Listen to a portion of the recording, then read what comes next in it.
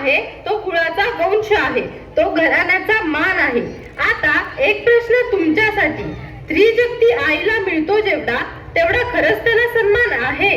कुटुंब आणि नात्यांसाठी वारंवार स्वतःच्या इच्छा अपेक्षांचा त्याग करणाऱ्या त्याची कहाणी आज आम्ही kids one English medium school जगतवाडीचे विद्यार्थी घेऊन आलो आहोत खास तुमच्यासाठी. पाहुयात प्रसंग पहिला.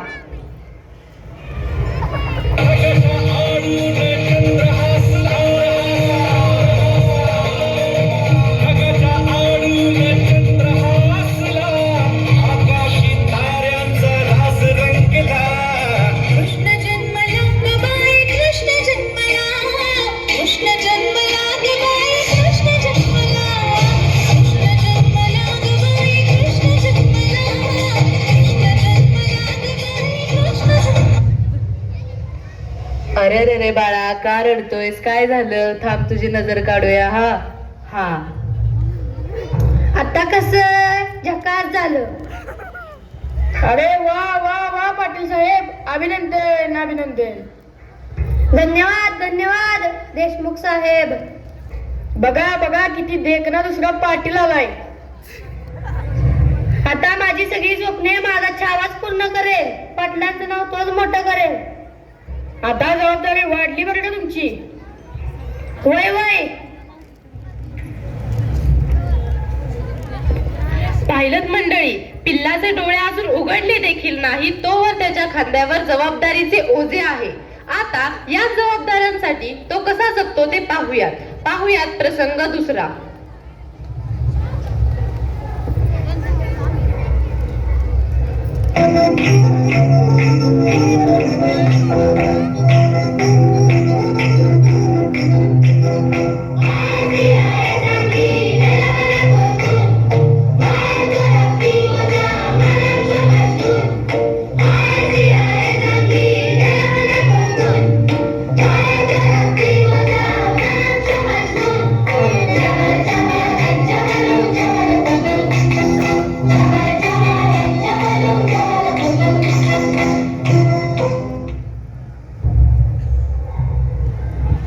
काय रे क्षितिज, सारखा काय खेळतोस? जा घरात अभ्यास कर. अहो बाबा, मी सकाळपासून अभ्यासच करत होतो. आत्ताच खेळायला आलोय. पूर्ण केलाय मी माझा अभ्यास. अरे बाळा, अभ्यास नाही केलास तर अधिकारी कसा होशील? पाटलांचं नाव कसं मोठं करशील? अहो बाबा, थोडं खेळू द्यात ना. ते काही नाही, जा घरात आणि अभ्यासच कर. घराने उंचवण्यासाठी क्षण झुंजतो मी, जबाबदारी आडवी येते झुलू कधी मी. या निरुत्तर प्रश्नामागे धावत धावत क्षितिज मोठा झाला. पाहुयात प्रसंग तिसरा. दादा, ए दादा, बरं झालं तू आलास. आईची तब्येत बघ ना किती बिघडली आहे आणि मला खूप भूकही लागली आहे. आई, ए आई, काय होतंय तुला? थांबा, मी तुला जेवायला आणतो. अरे, टोपल्यात तर एकच चपाती आहे. आता काय करू? एक काम करतो, अर्धी आईला देतो आणि अर्धी छोटीला देतो. हे घे छोटी, तुला चपाती खाऊन घे. हे घे आई, थोडं खाऊन घे. तू पण 2 घास खाऊन घे माझ्या राजा. सकाळपासून तू पण काहीच नाही खाल्लंस. आई, आधी तू खाऊन घे, नंतर मी खातो.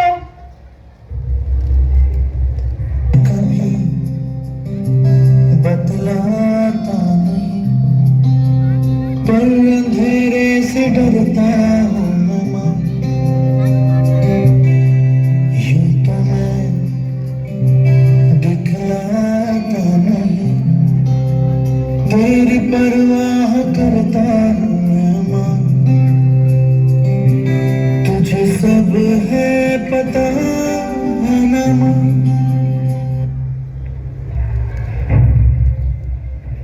दादा, तुझी बॅग किती छान आहे. मला देशील का तुझी बॅग? बघ ना माझी बॅग किती फाटली आहे.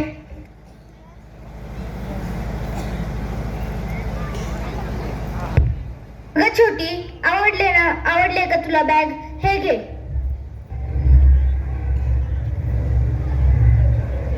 पाहिलंत मंडळी, क्षितिजच्या बालपणीतेच्या निरागसतेची जागा कशी जबाबदारीने घेतली आणि तो स्वतःची भूक विसरून आईची व बहिणीची भूक भागवत होता.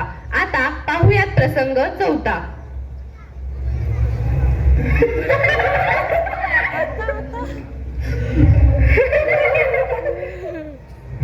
अगं किती मज्जा आली ना. म्हणूनच मला कॉलेजला यायला आवडतं. ए नाही पण तू मधूनच उठून आलीस.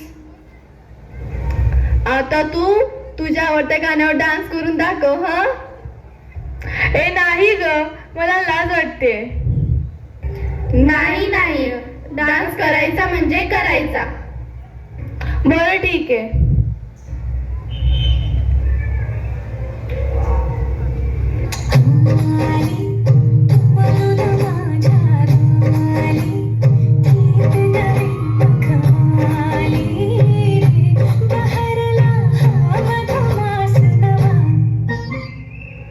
ए चला चला चला.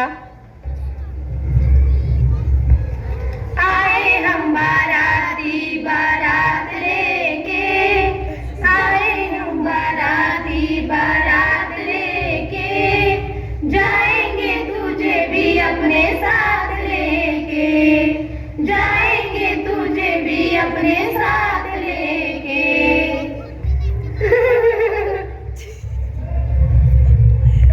बघ क्षितिज, आता तर सर्वांना ही बातमी कळालीच आहे. तू केव्हा तुझ्या बाबांना सांगणार आहेस आपल्याबद्दल?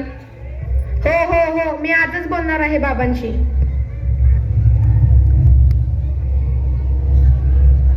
तुमच्याकडून अशी अपेक्षा नव्हती युवराज. निवड केली ती अशी. जरा घराचा तरी विचार करायचा. काय मेळ आहे तुमचा आणि त्या मुलीचा? हे लग्न होणं शक्य नाही म्हणजे नाही. आम्ही सांगाल त्याच मुलीशी तुम्हाला लग्न करावे लागेल. अहो ऐका ना आबासाहेब, प्लीज ऐका ना. आता मी काय करू?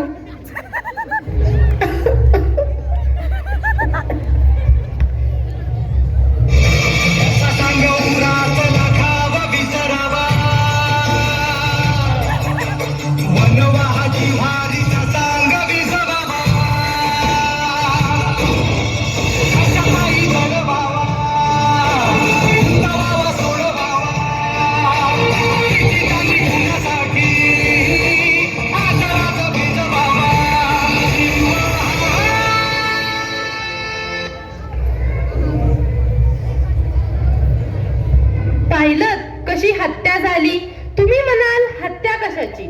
हत्या झाली त्याच्या प्रेमाची, हत्या झाली त्याच्या अपेक्षांची, हत्या झाली त्याच्या स्वप्नांची, हत्या झाली त्याच्या तीळ तीळ भावनांची. हे फक्त आणि फक्त घरटं जपण्यासाठी. आता पाहूयात प्रसंग 5.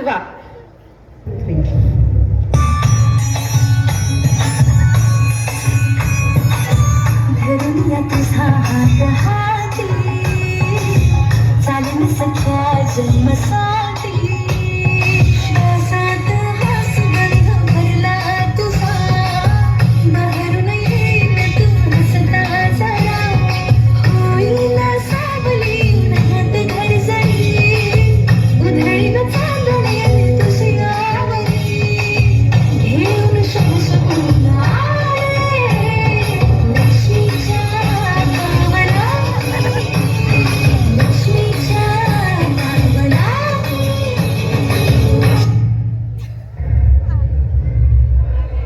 लाखात एक सून मिळाली बरं पाटील घराण्याला, अगदी शोभल अशी. आता एक काम कर स्वरा, उजव्या पायाने हे माप ओलांड आणि दोघांनी एकत्र घरात प्रवेश करा.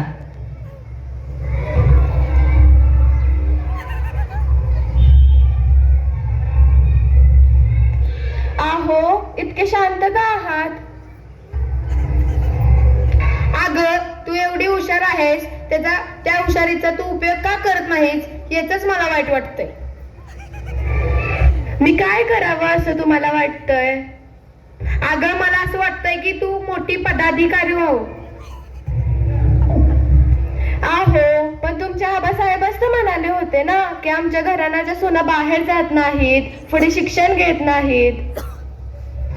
अगं घराण्याचा मान सन्मानाचा हा तुझ्या इच्छा अपेक्षांपेक्षा मोठा नाही. आणि राहिला प्रश्न आबासाहेबांचा, तर मी त्यांना समजवेन. बरं ठीक आहे, मी आजपासूनच अभ्यासाला सुरुवात करते. पाहिलं, यालाच म्हणतात मनाचा मोठेपणा. काय झालं जर स्वतःच्या इच्छा अपूर्ण राहिल्या? त्याने स्वतःच्या अर्धांगिनीचे कौशल्य ओळखून तिला प्रेरणा दिली आणि तिच्या पंखांना बळ मिळाले आणि ती मोठी अधिकारी झाली.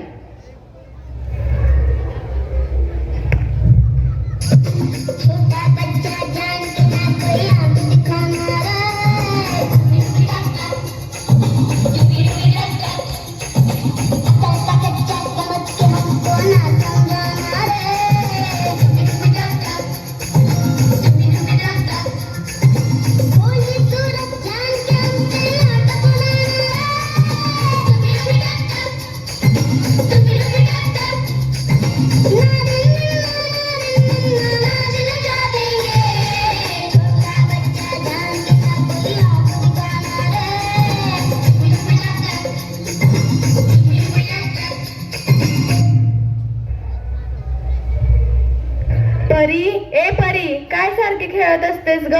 जा घरात जाऊन अभ्यास कर. मी आताच तर अभ्यास केलाय. आणि हे बाबा कुठे आहेत ग? ते मला भेटतच नाहीत. मी त्यांच्याशी बोलणारच नाही आता. कट्टीच आहे मी त्यांच्याशी. तू आणि तुझे बाबा तिकडे बघून घ्या.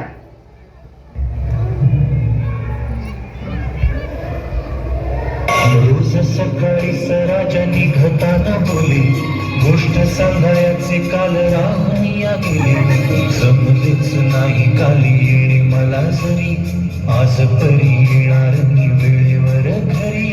स्वप्नातल्या गावामध्ये मान मग फेरी, खऱ्या खुऱ्या परीसाठी गोष्टीतली परी. बांधीन मी थकलेल्या हाताचा झुला, दमलेल्या बाबाची या कहाणी तुला. ना, ना, ना, ना.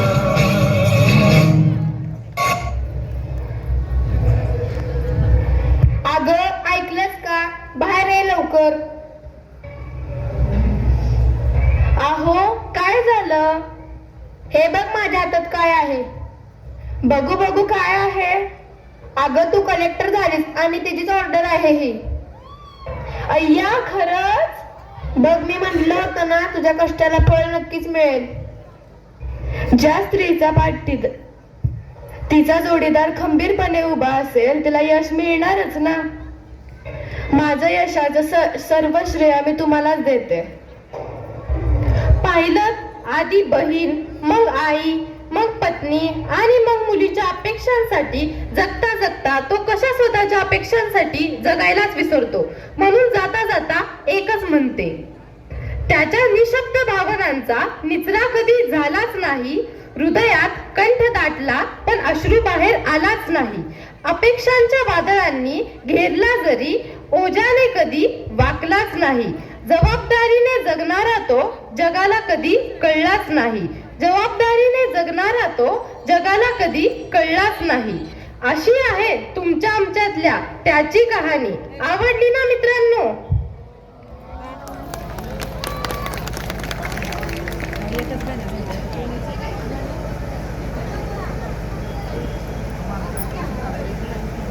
आता काय दिवस आला.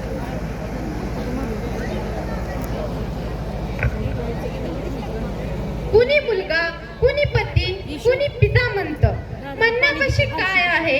नातं निभवणं मात्र त्याचं त्याला जमतं. त्याच्या माणसांसाठी जगता जगता त्याला जगणं मात्र दिसतच नसतं. त्याग आणि जबाबदारीचे समीकरण त्याच्या फाटक्या चपलांमधूनच तर दिसत असतं.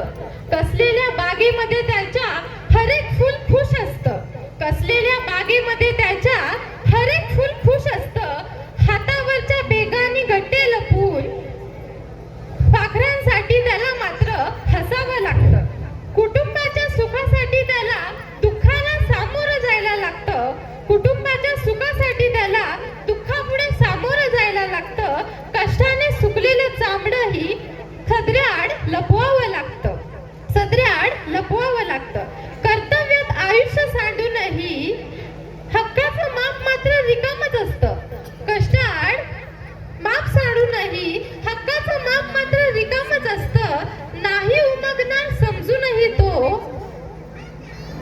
काही उमगणार समजूनही तो, कारण पुरुष होणं एवढंही सोपं नसतं, कारण पुरुष होणं एवढंही सोपं नसतं.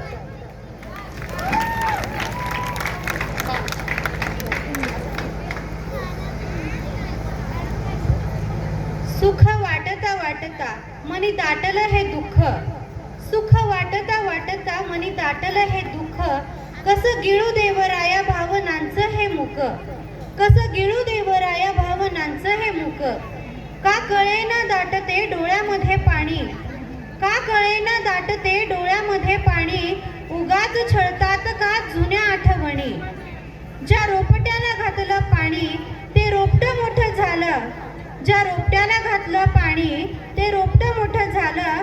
पंखामध्ये बळ घेऊन पाखरू भुरकन उडालं, पंखामध्ये बळ घेऊन पाखरू भुरकन उडालं.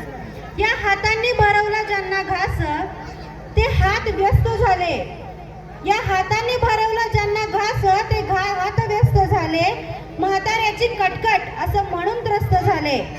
आयुष्याच्या उताराला तो एकटाच भिडतो, आयुष्याच्या उताराला तो एकटाच भिडतो. माझी माझी म्हणून जपलं ज्यांना त्यांचा कुठे तो उरतो, माझी माझी म्हणून जपलं ज्यांना त्यांचा कुठे तो उरतो. विसावल्या लाटा साऱ्या जाऊन किनाऱ्यावरती, विसावल्या लाटा साऱ्या जाऊन किनाऱ्यावरती. मिटलेल्या पाकळ्यात आता साऱ्या आशा सरती, मिटलेल्या पाकळ्यात आता साऱ्या आशा सरती. द्वंद्व हे मनातलं कधी कुणा कळेल का, द्वंद्व हे मनातलं कधी कुणा कळेल का. डबडबलेल्या पापण्या